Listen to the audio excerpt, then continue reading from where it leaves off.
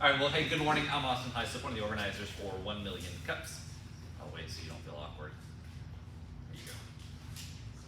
And if you see any of the organizers pictured here, we're always looking for speakers. If you know somebody that should come to 1 Million Cups and present, please have them come on out. Special thanks to our sponsors, especially Union Station Deli. They're sitting here with us this morning. Still loving this location. And I think that's all I've got for presentation. Jim with Heartland K-9. That was quick. Sure was. It's me every morning, man. I've only got so many things to say. No, it's all good. And then try to talk into that so the iPad will be, there you go. Yeah, I can talk like this. All right, Riley, back up. Right. Thank you. You're a good girl. Nope, back down. I know, people are watching. Just like that. Come on. Just got stage fright. Yeah, all the way down. Thank you. So this is Riley, obviously. First off, thanks to everybody for having us here. It's always a good time. Fortunate enough to have a couple of our board members here as well. We got Naomi Baker back there, one of our board members. And our newest board member, Jennifer Johnson, so it all works out conveniently. I got a little sheet of paper in here to keep me on track. I'm one that likes to get a little sidetracked. Riley, lay down.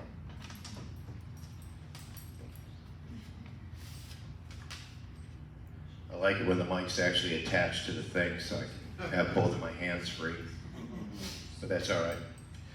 First off, so my name is Jimmy Burgess. I'm the director of Heartland K-9s for Veterans.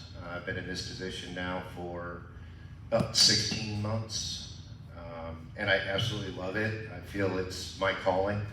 Obviously, I have my service dog. This is Riley. Riley is a PTSD, anxiety service dog, and we'll kind of go over a little bit later service dogs and their different responsibilities and what they do. Like I said, my name is Jimmy Burgess. I started on this journey in 1996. I joined the Air Force Reserves. I was a loadmaster on a C-130, had a bunch of dudes jumping out of my plane.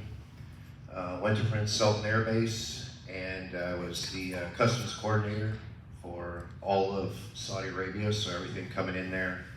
I worked with all the customs guys and the Saudi guys and made sure everything was good at 19.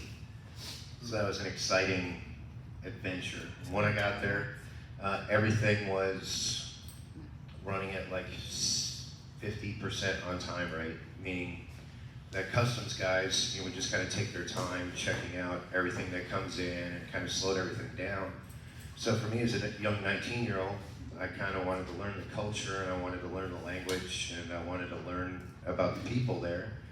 And so every day I would sit down with the Saudis and we'd drink coffee and tea together.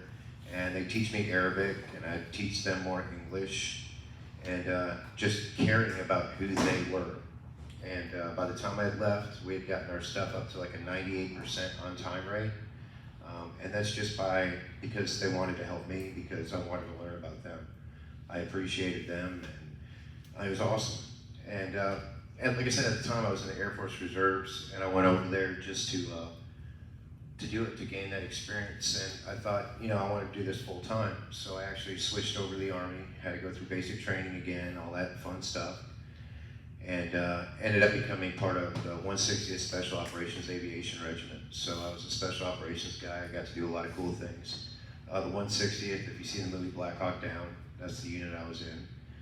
Did 3 tours in Iraq.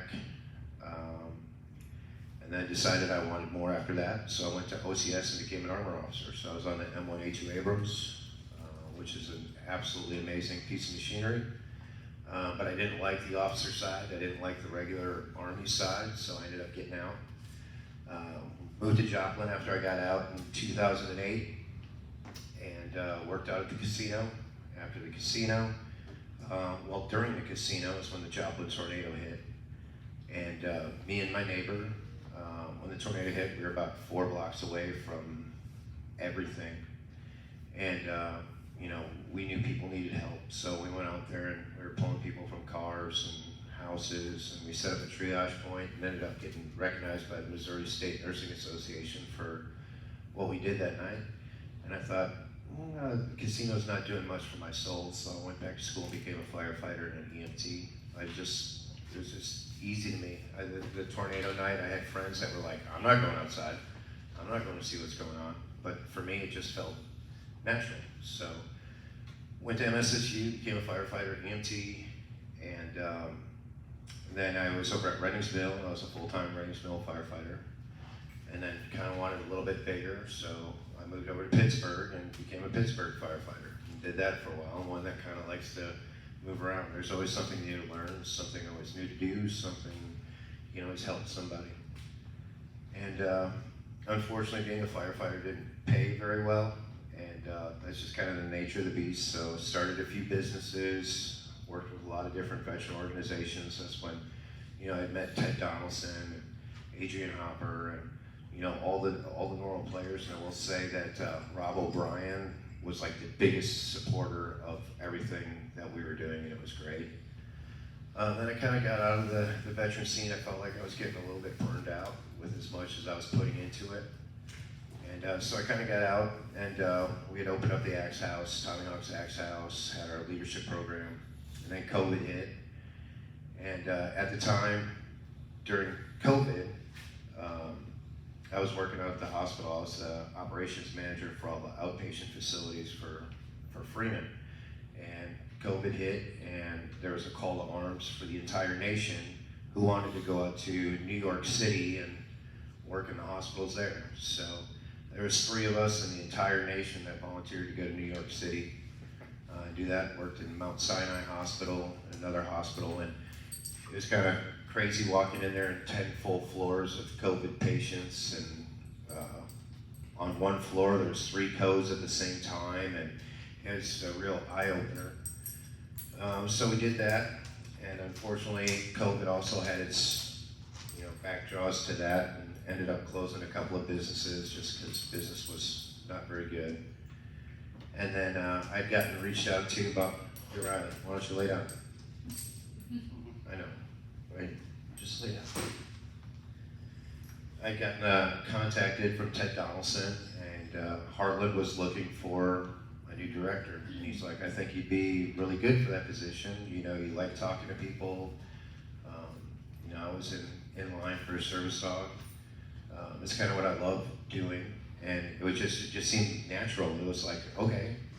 And taking over this position, it's absolutely changed my life again for the better. There's always different things that kind of come in your life, and that recognition of knowing them and seeing them and being fully involved when it happens is amazing. For Heartland's been around since 2015. To date, we've trained over 40 service dogs and provided them to veterans, different needs and different capacities. We're a 501c3, so literally everything that we do is just based off of people's good hearts and their ability to help and to be able to see Riley and to see other service dogs in action, actually helping veterans. I can attest to the fact that service dog wise, for Riley, PTSD and anxiety dog, I've cut down on probably 75% of my medications that I received from the VA, and that just in and of itself is a complete game changer. I know medications can help for a lot of things in different forms and fashions, but if you can get away from them, it's even better. And Riley's been able to provide that for me. All right. She knows. One of the big things with Riley, hey, back over here. Come on. Back down. Hold it down. I know. You want to go outside, you want to play. So real quick on that with service dogs, you know, still an animal, still kind of has its own thought processes every once in a while. She does really good with just kind of laying around. But a lot of the requirements, I guess I'll start with the requirements for the service dogs that we're looking for. So we work with a lot of local breeders and people in the community that have dogs that they want to provide. We use all types of dogs for service dogs, Generally, I fetch a lot of questions of people like, hey, I found this dog under the 43, 44 overpass. Can you make it a service dog? It's like, no. The service dogs that we receive, we kind of know their family history, their demeanor, where they come from. They get medically tested, so they get tested for hip dysplasia, heart murmurs, all that stuff. We want to make sure that the dog that we're going to accept into the program is going to be the healthiest and best possible candidate for the veteran that we have in the program. And Riley was one of them, amazingly enough. I know. She likes compliments. Probably more than treats, actually. So the dogs that we give, we use all different breeds of dogs, depending on the needs of the veteran. We want to be able to kind of accommodate the veteran that we have coming into our program, because one might be allergic to certain dog hairs, so we use a giant-sized poodle or a giant schnauzer that's hypoallergenic, and they don't have to worry about that part, or they don't want to deal with the dog hair or whatever else. Riley, on the other hand, can make another dog in about 6 months. And that's okay. And that's okay. Like I said, the dogs we've used Great Danes, giant schnauzers, full-size poodles, golden retrievers, labs, German shepherds, and the list goes on and on. What's capable of being a service dog is generally size. If you see people that are out with the tiny little Chihuahua, unless that's a specifically trained dog for to be able to scent diabetes and stuff, you're not seeing a service dog. And that's just kind of the way it is. I always try to explain to people, so you have service dogs, therapy dogs, and emotional support dogs, AKA pets. And that's really what emotional support dogs are. They're not protected under the Americans with Disabilities Act, only service dogs are. And I'll kind of get into the Americans with Disabilities Act because I love talking about the education part. I know everybody sees people with dogs and they're like, is that a real service dog? Or the questions of what is this dog doing in here? There's always a lot of things. So on the veteran side, when we're looking at bringing a veteran into the program, we actually have a full-on application process, because the veterans that come into our program, we don't charge them a cent for the training, for the dog, the first year of food, the supplies they need, the medical stuff. We take care of all that. It's already tough enough living in this world and trying to be able to pay bills and trying to be able to navigate life, that we feel if we could pay for the full amount of the dog and everything included, that's only going to benefit the veteran more. In saying that, it comes with a huge responsibility, one for me and the board as well, that we bring in the veterans that are going to benefit the most from the service dogs, utilize the program correctly, utilize their service dog for what it's supposed to be used for, and not just trying to get over with being able to have your pet rent-free, or being able to bring your pet into a hotel with you or into an establishment with you because you call it a service dog. And me, I've got no problem crushing souls when I'm talking to veterans, and I can kind of get that sense. And another thing, there's a lot of veterans that'll reach out that I know are struggling with very deep issues that include, physical trauma, where they tend to be more physically aggressive, or they tend to be more abrasive. I think about that from the dog's perspective. If they're going to give me a hard time on the phone about the requirements, how are they going to treat the dog when the dog doesn't stay laying down, when the dog doesn't sit properly or fast enough? So I take all that into consideration when I'm talking to the veterans, because I want to know that the dog is going to be going into a safe environment. And for some veterans, that's tough to hear, but maybe a service dog isn't the right it isn't the right prosthetic for them at that moment. And that's the way the VA recognizes service dogs, as like a prosthetic. If a veteran lost his arm in combat, you're going to give them a prosthetic arm. You're not going to give them a prosthetic leg. And the thing with receiving a prosthetic arm doesn't necessarily mean I can all of a sudden kick a 60-yard field goal. So we kind of view that with the service dog as well, that it's there to aid you in a certain thing, but it's not the end-all, be-all, fix-all. You have to be constantly working on yourself and trying to improve your own quality of life, and that includes a good support system, which Heartland also provides. We're there for the veterans when they have questions. One thing I see, I'm on a lot of different veteran groups on Facebook, stuff like that, and I usually get tagged when there's a service dog question, or wondering if they could qualify for a service dog. And one of the things I do is, one, obviously I send them to our website.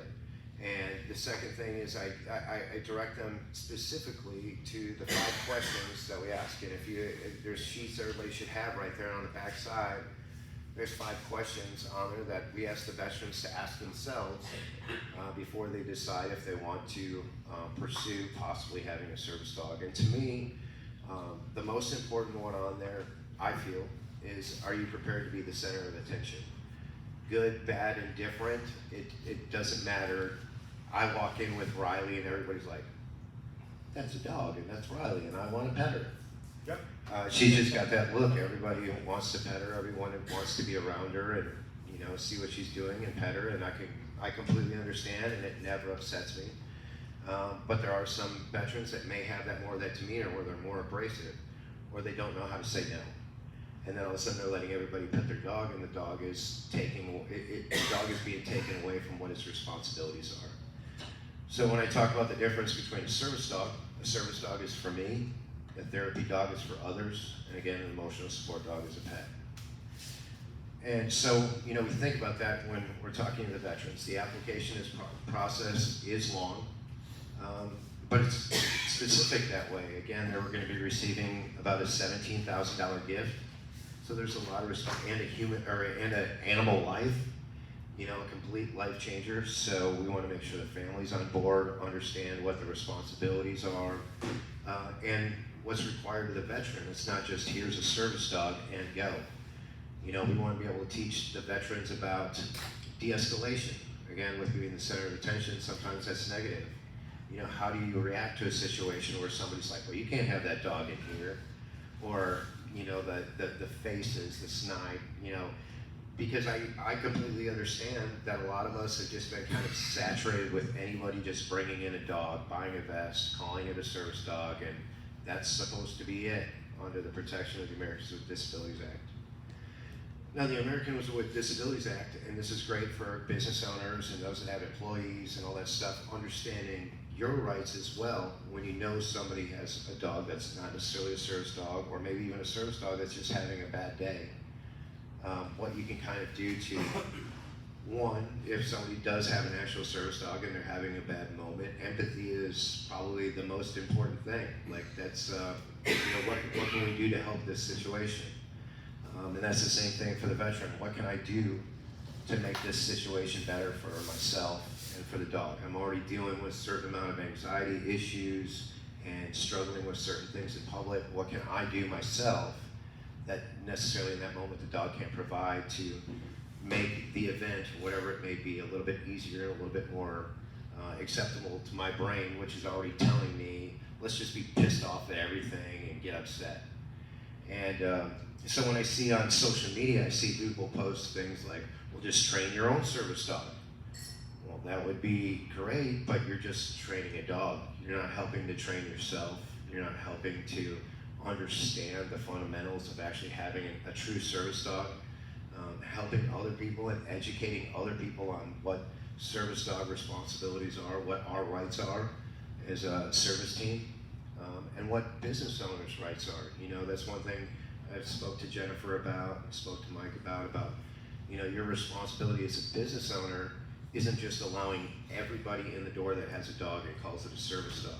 It's understanding the differences of what's not necessarily correct as a service dog, but what still makes the area, the situation still symbiotic for everybody, not just, you know, Riley and I. Riley and I shouldn't be treated any different than anyone else. You know, we shouldn't get extra privileges or anything like that.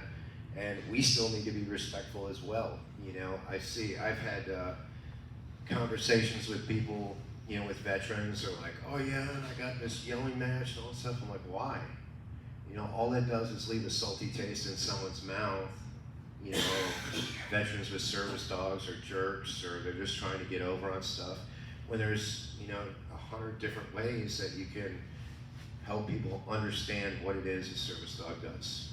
You know, and that could definitely be a struggle, and it could definitely be difficult, but it's so important in our training process, and it's so important in the veterans' path to recovery. And that's really what it boils down to is, Riley's not going to be my end-all, be-all for being a better contributing member to society, but she is going to help me as like not necessarily a crutch, but maybe a prosthetic arm, whatever, using however you want to describe it. For Heartland, I like to talk about, in groups like this, kind of what I feel is my struggle as the executive director for Heartland, like how the community can kind of help Heartland. Obviously, what we understand as a 501c3, there's the whole donation part and all that stuff, but I realize as my role as the executive director, it's much bigger than just receiving money. That tends to follow. What's important to me is the education part. I love going into facilities and into businesses, and I love teaching about what it is that makes everybody's life a little bit easier in this situation. What it is that, so people can understand what service dogs look like. They can understand kind of like what I'm going through. They can understand what maybe the dog's going through in that moment, and what can we all do to kind of work together and help each other to just have a good day. And I know that's kind of a struggle now in today's society, thinking about other people having a good day when we're all ourselves worrying about paying bills and, that next car breakdown or kids sick or whatever the thing is, but it's important for us to do that. With the Americans with Disabilities Act and talking about businesses and organizations, it protects it protects both business owners and the service dog teams.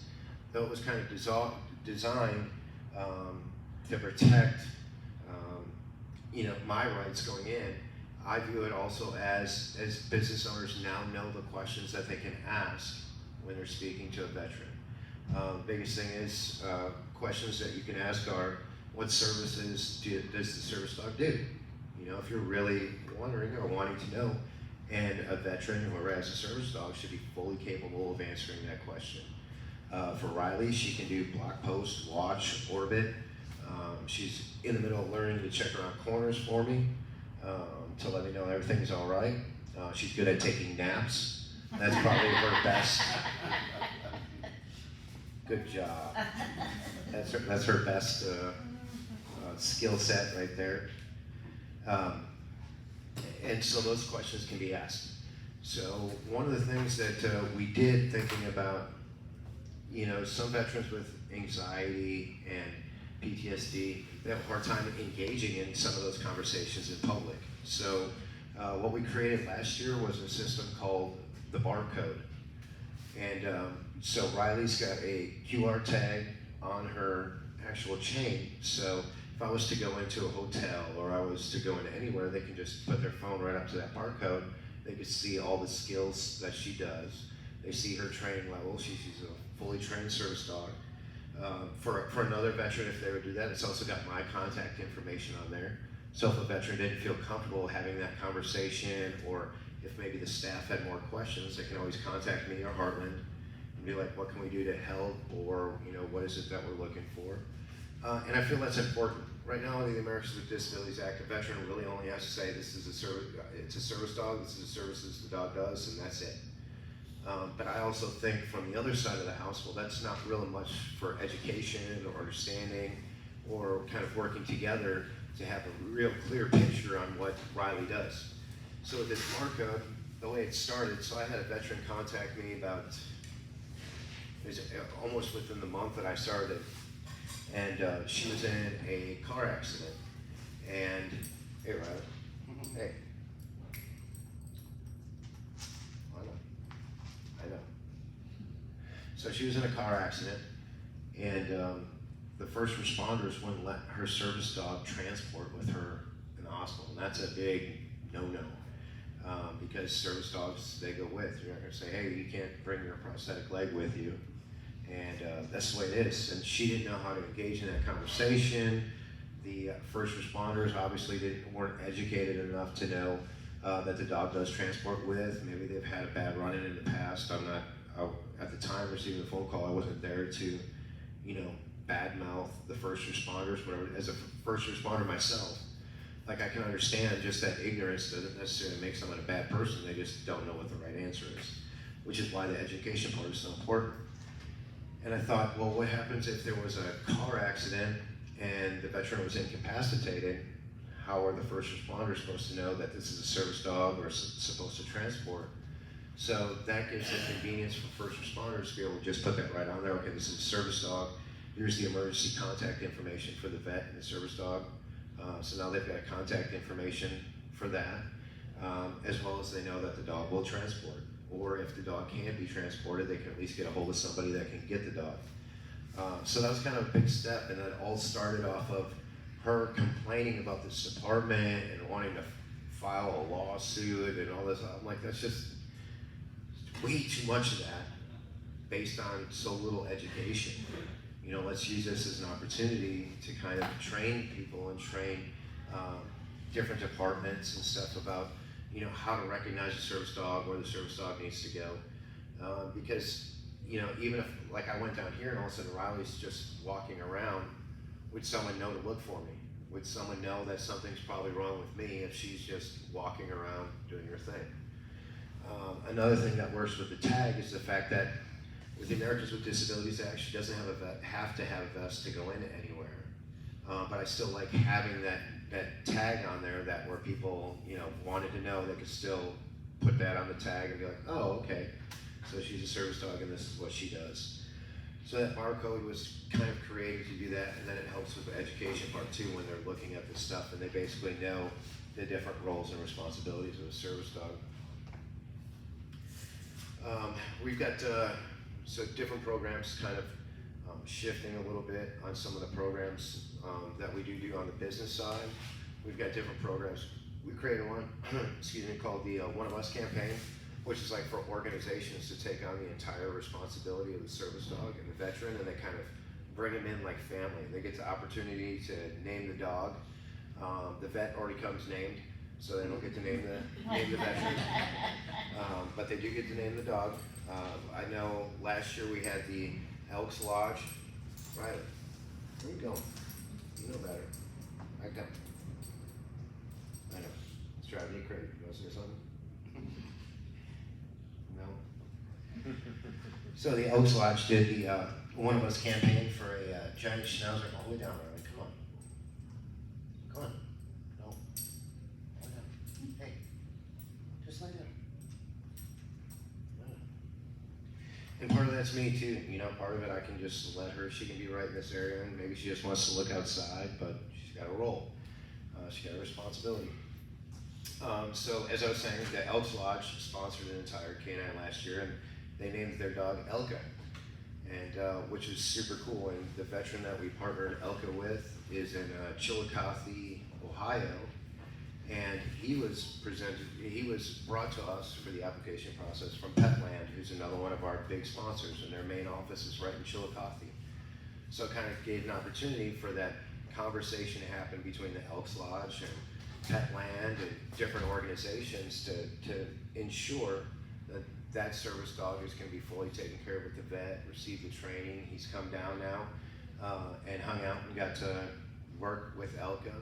I think their graduation will probably be towards September. The general time frame to train a service dog, which is one of the questions that I always get, and that leads right into that. It varies. A lot of the times it takes longer to train the veterans. We're kind of stubborn and bullheaded, and these dogs are just ready to go, and veterans like, I don't know how to make her sit. And I was one of them, so I could say that like that.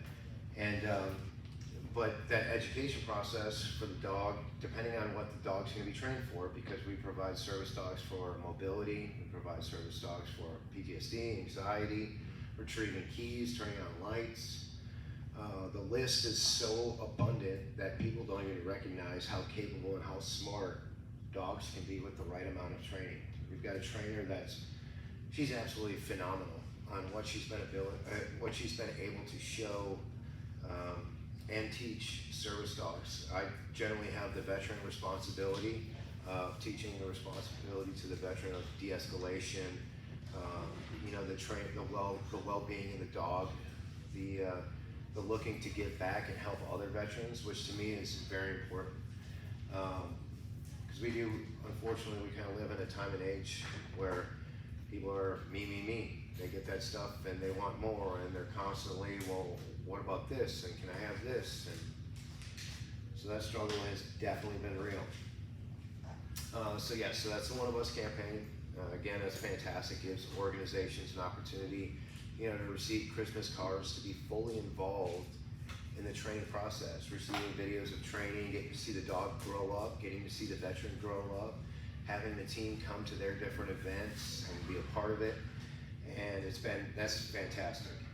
Another one we have is like the Pause for Giving, which is that very kind of passive, just fundraisers, whether it's, companies, having their team members do different fundraisers or do something to help raise funds. And my favorite is the Heartland Ambassador. Riley and I travel. We love to go into different facilities and teach people exactly what we're talking about today and showing them, what a service dog team looks like, what a real service dog looks like. I know. So for the training process, when we receive dogs, we like to get them as young as possible. We obviously want to know that we're helping them through their fear period, because every dog has a fear period where something negatively reacts with them and it stays with them for the rest of their lives. That's one of the big reasons why when I do get that call about the 43, 44 overpass dog, why we can't train it is because we can't train out what the dog has already experienced, if that makes sense. Certain triggers, whether it's a rough owner the first go round, being left outside, being neglected, all those things stay with the dog, and that's unfair to the veteran. It's unfair to the veteran, it's unfair to the dog, it's unfair to the organizations and the people that help us, that we want them to know that the dogs that are being provided to the veterans are the best possible dogs. And it doesn't always work. We've had a couple of times now where that dog just for some reason just can't recognize some of the tasks and demands because it is demanding, as you can see. I mean, you can't get more stressful than this. And she'll let us know in 15 seconds when she stands up. So it is, there's a lot to that in that selection process. So the dogs that we do bring out that are ambassadors, with Riley being a perfect example, we love to come and show people. And so, like I said, when we get them real young like that, we received Riley at 10 weeks, and she started off, we had basically a house sitter for her to start, and that just so happened to be the general over here, Jim Burgess, my dad. She stayed with him for a couple of weeks while we got everything organized and set up and correct. And then she came to live with me, but that whole time she was coming with me out in public wearing her in-training tag, because I wanted to submerge her and get her used to being in public. And during that time, when she was still just receiving her obedience training, I wanted everybody to pet her. I wanted her to know that people aren't bad, that there is love out there, that she's accepted, that she's out there, that she's doing that. And then once the actual service dog training started, that stopped. So it was an easier transition for her to know that these people are all fine, but I'm here for him. And learning that process was a lot of fun to watch her. But she was one that, with that submersion, like we come to a table, and I just tell her under the table. Get under. When she gets under and she lays down, and how many times have we gone out to eat where people are like, didn't even know you had a dog with you? I'm like, well, that's kind of the idea of a service dog. They don't need to be up and walking around and sniffing and barking. And I don't know if you guys have seen it, but Aunt Flo at Cracker Barrel feeding her Chihuahua French fries off the table is not a service dog. So that's like a horrible example. We've been kind of saturated with that. So for the ability for Riley and I to go out in public, have her under the table, out of the way, people are like, that's a service dog. And that's really how it should be. So that ambassador part, we love doing that. We love going into places where people can actually see what a real service dog team looks like. So as far as help, how can we help Heartland? How can we better move the process forward of acceptance of service dogs and finding the right living conditions for the dog? The biggest thing is just open your doors to us. Let us come in, let us, let people see what real service dog teams look like, so they can then recognize down the road what they should be looking for in a service dog team. because you know, we're all kind of auditors of that stuff. There's even times where I'm out and I see people out with a dog and I'm just like, oh, do I say something or not say something, or is it worth it? A lot of the times it's not. You know, a lot of the times it's, we're kind of at where we're at with the Americans with Disabilities Act.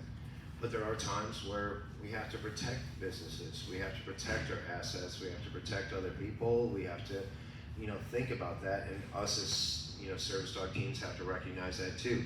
If Riley's having a really bad day, I'm not going to put her in a situation that's uncomfortable for her either. We're a team. And as far as benefits for the service dogs, that's one of the biggest ones. So, you know, everybody hears about the 22 a day, veterans committing suicide, veterans dealing with a lot of these struggles that are just unknown to society, battles that we all face. And one of the biggest contributors to helping us in that road to recovery is giving us a new path, a new mission, a new opportunity to protect something other than ourselves. A new team member that we have to provide for, whether it's their food, their exercise, getting them out, making sure their needs are met, is a huge game changer. A lot of the problems that result in suicide is that isolation of doing something alone where nobody's needing me anyway. Riley needs me. There's no doubt in my mind that when I walk out of a room, everyone's like, she was looking all over for you and she wanted to know what you were doing, because she needs me. We become that team, and that right there alleviates any thought processes for a lot of veterans who also have service dogs to say, hey, tomorrow will be better. I know it's a struggle today, but she needs me tomorrow as well, and the day after, and the day after. And I've been so blessed and fortunate enough where I've had veterans' family members come up to me and say, thank you for giving me my veteran back. Thank you for giving me my wife back, my husband back, my boyfriend, girlfriend, son, daughter, whatever the case may be, because we tend to be, that we're more than just a service team. I now have a reason to keep moving forward, if that makes sense. Different events that we have coming up. So every year I've been fortunate enough to run the Veteran Appreciation Night for the Joplin Outlaws. I know they just made the transition, are now a for-profit team and all that, but I've been talking to their GMs, and we are going to be having Veteran Appreciation Night, July 20th. I don't know what that is going to look like yet. They're obviously for-profit, so they're a little bit different oriented on how, you know, what a successful night looks like. Whereas back in the day, you know, I even got to play with the team and had fun. It was a good time, but we're still looking at doing something with them. Jennifer, we've got the gala. That's going to be, that we'll have more information on that coming out, where everybody gets to dress all nice and come in here and two-step or wherever dance would be at a gala. So that part should be cool. Then we got like a poker off-road, poker run off-road, which is like all Jeeps and all that cool stuff that we got coming up, and just opportunities like this. The biggest thing is I love watching that north-south moment of, I didn't even think of that when it comes to a service dog, or why a service dog is there, or what a service dog does.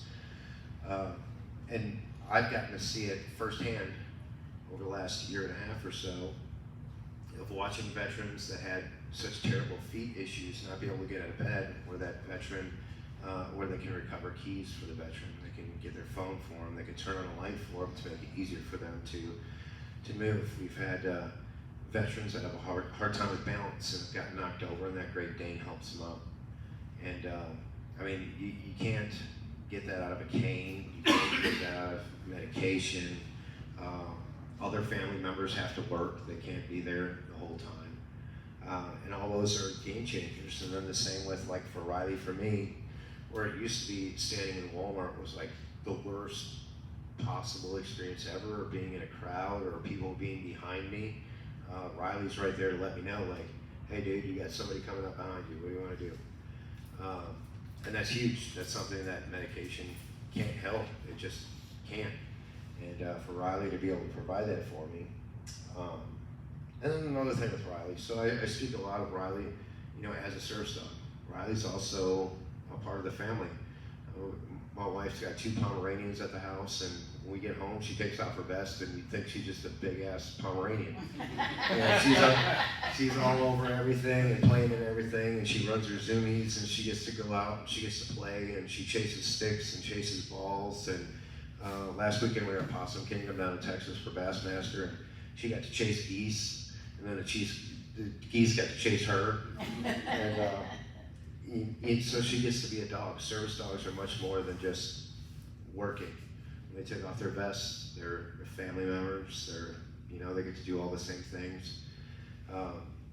There are times where she can't be with me. I do tournament kayak fishing, and she has a hard time going on the dock, let alone thinking of putting her in a kayak where she can put me in the water. So she can't, and there's times like that where she can stay home. I know she's safe, I know she's taken care of, or I work with the trainer, and that's a perfect opportunity if I have a weekend-long tournament to get some extra training with the trainer. She loves being around other dogs and helping the other dogs in their training process, and so she gets to enjoy that part too, and it's really cool. And that's about Heartland K-9s for Veterans. If anybody's got any questions, I know I say a lot, but if anybody's got anything that they wonder about when it comes to service dogs or teams, or what else you can do to help or anything, I love answering those questions. I do have a question. Sure, from the board member, go figure. How do the EMTs know to scan the QR code? The only way they know is through education. The only way they know is if I talk to them, or one of them is smart enough to look at the tag, because a lot of times they'll look at tags anyway just to see if there's a phone number or a name. Seeing that QR code, we all recognize in today's day and age what a QR code is. And that ability just to put that on there, boom, it pops up. Oh, okay, this is what we're looking at. That's how they would know, basically. And can they not do it? Well, of course, but we're at least giving them some type of platform to be able to help the veteran and help the service dog. Because I can't be everywhere, you can't be everywhere, the general can't be everywhere. So that's just one more process to be able to help with that. Pause forgiving, you're talking about that. And it made me think that was something maybe we could do, I don't know, week long or month long, but waitresses wearing a paw on their uniform and doing donations. Is that something is that what you're talking about with that? I will never say no Yeah. to an ability to raise money or anything like that. Like, I definitely implore different organizations to be creative, to figure out ways like, hey, I had this idea for Heartland, is it something you'd be interested in? I'm always gonna say yes. And we'll show up and we'll support and we'll push that on our social media, and we'll tell that to all our service dog teams and be like, hey, go in and support them. Because they support us. It really takes that. And I think that's one thing that I've really kind of developed being in this role is I love being able to help other organizations too grow and flourish. It's not just about Heartland. It's not just about service teams. If you have a real inspiration to want to help the community, that includes helping the community, not just this small community of service dog teams. And I'd say that's one great thing about Joplin and a lot of the different veteran organizations is not all veterans need a service dog, but maybe a veteran needs a hunting trip or a fishing trip or a new porch or patio built because they're in a wheelchair. That ability to kind of be able to talk to those other organizations without, hey, it's all about Heartland and we have to gather this in, or it's all about one of the other organizations. We all want that same result, which is to help veterans heal and help them re-engage in the community and just make the community better as a whole. And to do that, we have to be able to have those good lines of communication. And that's one of the things we worked real closely with Ted Donaldson, is the fact that if we know everybody, it's not because we just want to know everybody, we want to help as much as we can. So if someone comes to me, I can say, well, maybe Tron Peterson over at Peterson Outdoor Ministries can help you on the faith-based side. If that's what you're looking for, if that's what you feel like you're needing in your life, I understand that and say, here's the information for that. So it's just, you know, all about just making the community better, and I just feel everything else kind of follows along after that, because, you know, we all realize there's the best intentions. We're not just here to raise money, or we're not just here to, you know, stack the coffers. We want to see the end result of healing veterans. Did you hear her shoes? Yeah. Are you able to, I don't know how to say this, help as many as you possibly can, either, or not be able to help as many as you can either because of funding or because of time and training? So that is Could you help more, or are you limited, or? That is a great question. Obviously, we're limited in the parameters financially of what's given to us, whether it be through grants or whatever else, and we understand that. We're never short on dogs. Like I said, we've got a great network of dogs. Our board president is Chris Fleming, who owns Pinnacle Pet. His connections are kind of endless on the dogs that we can find. With veterans, it is a little bit tougher because, again, I've got to navigate through that whole world of veterans that just want a dog for this or a dog for that, who are the right fit. And again, that vetting process isn't so important. So our biggest struggle is making it all line up, because we may have a dog ready, or, you know, in the program where we want to get a veteran partnered as soon as possible, or sometimes we have a veteran that has a special need and may need a certain dog, so we may have to wait a little bit of certain time for that. The funding tends to find itself. We do what we can to make that work. Sometimes it means extending the training a little bit longer, or that timeline. But there is that time from the application process, which isn't short for the veteran, to acceptance into the program, to understanding and recognizing what kind of dog that veteran's gonna need, to finding that dog, to the training itself, to graduation. So that's why when people are like, well, how long does it take? Well, it really depends on the veteran, depends on the dog, depends on the needs, depends where we're at in the year. And then it all just kind of finds its way together. You know, we set the goal this year of 10 or 12 service dog teams. Last year we did 8, which is huge. I mean, that's a lot. One trainer, finding the right veterans, finding the right dogs, and we accomplished that mission. So this year we kind of set the goal a little bit higher. Will we reach it?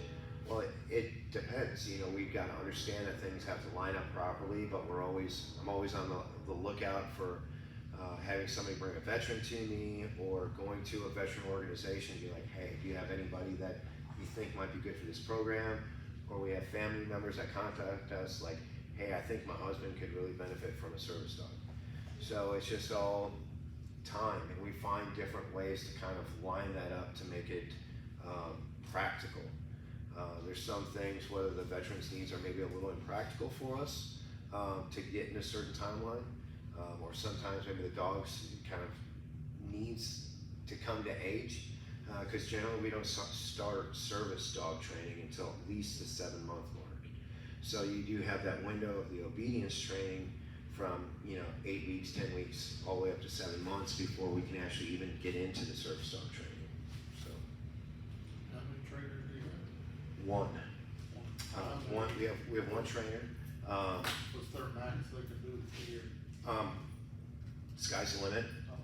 Really, sky's the limit. But and that said, with a very broad stroke, because she also has a different business and she does grooming and all this stuff. So we did recently apply for a grant to have a full-time trainer on board with us, which is one of our bigger goals, because then we can also outsource that trainer to help with obedience training for veterans if they have dogs that are just pets, or if they want to be have a therapy dog program.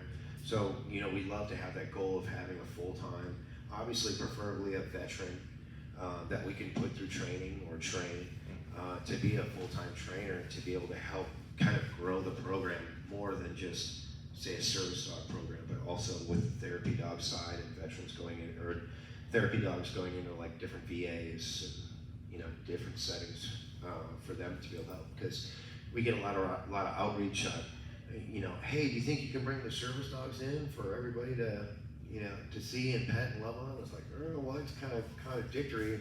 to what a service dog is supposed to do. We love bringing them in to showcase and demonstrate, you know, but that also helps on the dogs that are just in that obedience side, that we want them to be petted and loved and all that stuff. So there's definitely room in there for that too. So it's just trying to find that, you know, threading that needle can be a little bit difficult, but we found ways to do it. Yes, ma'am. So, when you were saying the skill set that Riley has, can you explain more what those terms meant? Yeah, absolutely. Hey, Dad, you want to take the mic? I'll show you. How about that? O'Reilly can show you. You want to show? Hey, come on. Come. So, a good example. I'm in Walmart and I want to check out. So, if I want to check out and I'm trying to do my thing, I'm not paying attention, I'll just have Riley go into where she'll just stand behind me. And she'll stand here and I can move up and she'll stay right in that area so people can't get closer. So she's blocking out. Yeah, someone. so she's blocking. It's the same thing with watch. If I'm standing in line or something and I don't necessarily want her behind me, I can go, come over here, watch. And she'll just watch behind me. And then she'll let me know if someone comes up, she'll either just kind of lean into me or she'll tap me with her nose. And sometimes she just goes into lay down mode. And that's just kind of her own program. Like if she goes in that lay down, she's focused and she's more observant. When she's laying like that, she can watch and see what's going on. Another thing is like when we're walking through a crowded area, I can actually have her orbit. She's still a little young for that as a golden retriever because her brain's like, why am I just walking in circles? Why am I going over here to look at this or am I looking at that? But a lot of dogs, when she takes the orbit, that's just her just constantly walking around me when I'm walking through a store, which is one of the things she does. And this one. Again, she's like, that was so much work. Those service dogs are treated so poorly. And I joke about that, but I want her to be comfortable. So that's usually the biggest things that she can do for me. And then there's also that therapeutic side at home. She does pressure therapy, so she can tell when my anxiety's up, and she'll come up and get my attention. She'll redirect my attention to focus on her. So I'm not focusing on whatever it is. So I've got certain tics that I have. One of them being like pulling on my eyebrows.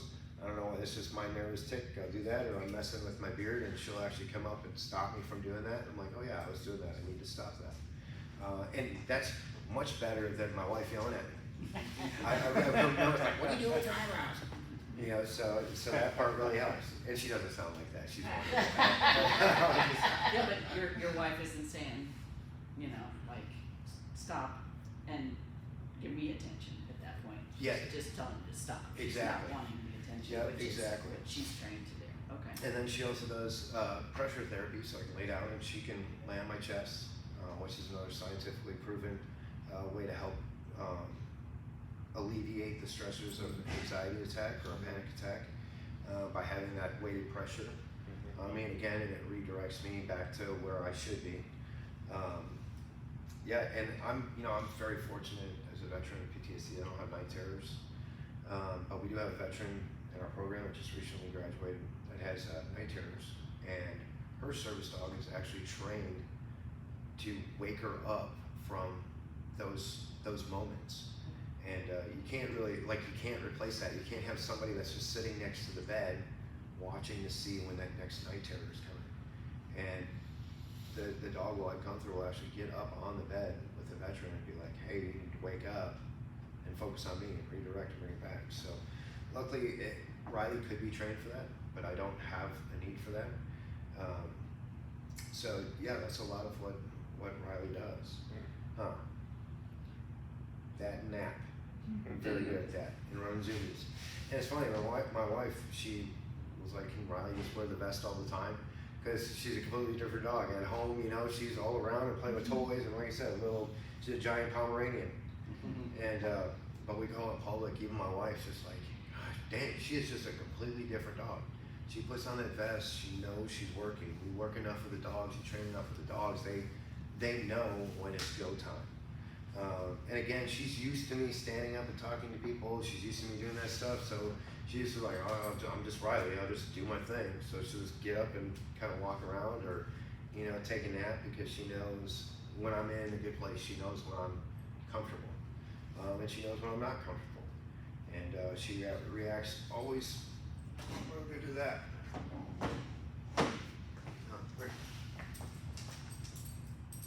You know, so she's just got this demeanor about her that's so soft. You know, that's just so. What's going on in your mind, Dad? You know, what can I do to make it better? And then there's times where she's like, how about you make my day better? and that's going out to the park, or that's doing whatever, where she gets to be a dog and she likes to show people how fast she is. She'll run in circles. How fast are you? She's like, oh, Dad, it's game time. Yeah, it's like, oh, that is you. So I would assume that, you know, in the case that they need to be, I mean, they'd be naturally protected, but let's say you pass out or something, and what do they do? Or So- do something? I think Riley would just probably take a nap next to me. Some dogs, there is definitely notification training, you know, where they know to get someone else's attention if something was to happen. Start barking or something to alert somebody, or? I don't know specifically. It might be just dog specific. Like one dog might be more specific to being able to go up to someone else and being like, hey, follow me. Whereas another dog might just do the barking thing. Maybe another dog can pick up the cell phone and call 911. I don't know if that's possible, but that would be a pretty amazing trainer and dog to make that happen. But yeah, I think there would be a definite sense of uncomfortableness in her if I went down. Because dogs, you know, one thing they talk about scientifically is dogs recognize death. Yeah. Dogs recognize injury and pain and all that stuff. So their demeanor is going to change. You know, what's normal to them, if it's outside of that scope, they're going to have a different reaction. And I generally think until that situation happens, it's tough to know. But it's something that we kind of work with through training to kind of get as close as we can to understanding how that dog is going to react in different situations. And a lot of that's on the trainer. I'm not a trainer myself, but you know, when we're doing the assessment process, there's certain things that she does that tests that what the dog's reaction is going to be in different situations. So, then, like I said, Riley's is napping.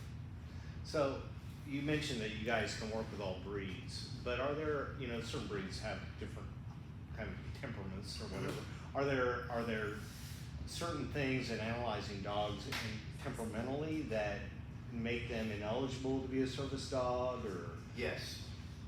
Yeah, there definitely is. And some of that doesn't develop in a dog until a little bit later, and that's why I said where some just don't work out for the program. Sometimes that's the case. Yeah.